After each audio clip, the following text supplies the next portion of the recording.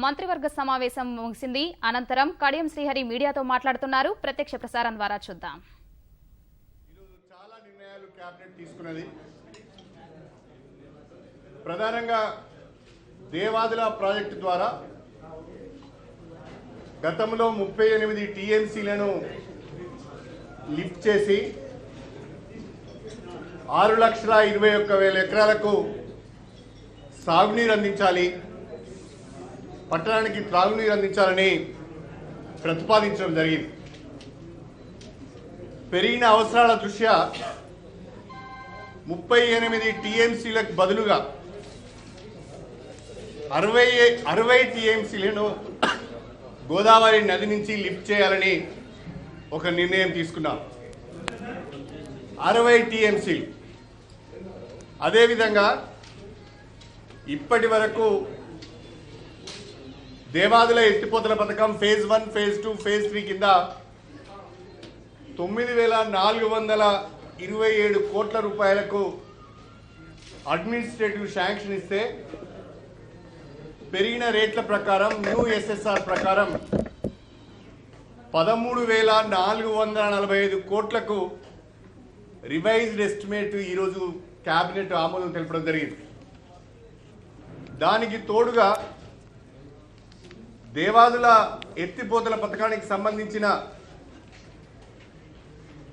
River నుంచి lift చేసే ప్రదేశం దగ్గర తుపాకులగూడెం దగ్గర 2,121 కోట్ల రూపాయలతోని గోదావరి నదికి అడ్డంగా ఒక బ్యారేజ్ నిర్మాణం చేయాలని, ఆ బ్యారేజ్ నిర్మాణం జరిగితేనే 300 రోజులు గోదావరి నుంచి నీటిని లిఫ్ట్ చేయడానికి వీలవుతుందని చెప్పి ఆలోచించి ఈరోజు ఆ బ్యారేజ్ కూడా కేబినెట్ ఆమోదం తెలిపింది.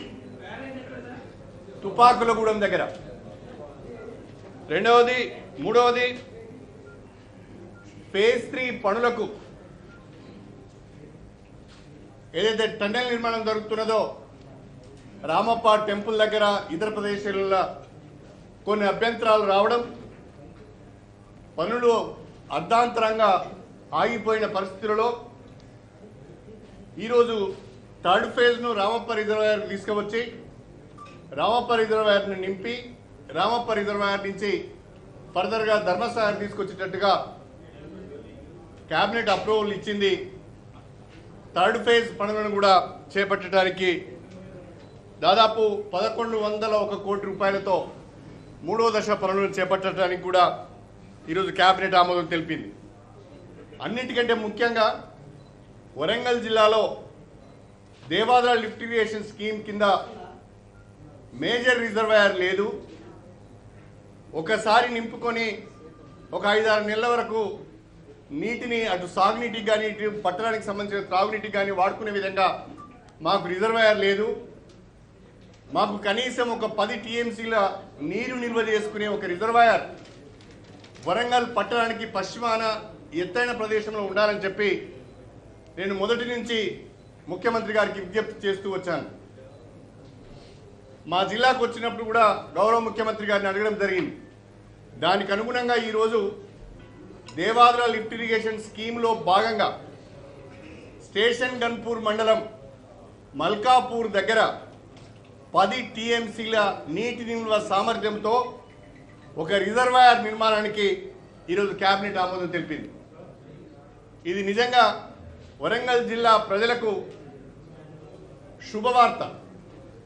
మల్కాపురం రిజర్వాయర్లో నీళ్లు ఉంటే అది ఎస్ఆర్ఎస్పి స్టేజ్ 1కు, దేవాదుల ఇరిగేషన్కు, ఎస్ఆర్ఎస్పి స్టేజ్ 2కు, అదేవిధంగా వరంగల్ పట్టణానికి త్రాగునీటికి కూడా ఉపయోగపడుతుంది. కాబట్టి ఒక మల్టీపర్పస్ రిజర్వాయర్ అవుతుంది. కాబట్టి ఆ రిజర్వాయర్ యొక్క ప్రాముఖ్యతను ముఖ్యమంత్రి గారికి వివరిస్తే వారు వెంటనే స్పందించి ఇది చాలా అవసరం, ఇది మల్టీపర్పస్ రిజర్వాయర్గా ఉపయోగపడుతుంది కాబట్టి ఇన్ ప్రిన్సిపల్ ఆమోదము ఈరోజు తెలపడం జరిగింది అని చెప్పి మీ అందరికి సవినయంగా తెలియజేసుకుంటున్నాను.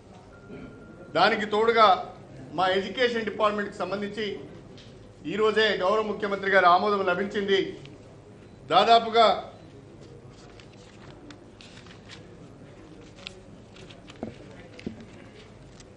2487 లాంగ్వేజ్ పండిట్స్ను స్కూల్ అసిస్టెంట్స్ ఇన్ లాంగ్వేజెస్గా 1047 మంది పీఈటీలను స్కూల్ అసిస్టెంట్స్ ఇన్ ఫిజికల్ ఎడ్యుకేషన్గా అప్గ్రేడ్ చేస్తూ ఈరోజు ముఖ్యమంత్రి గారి ఆమోదం లభించింది.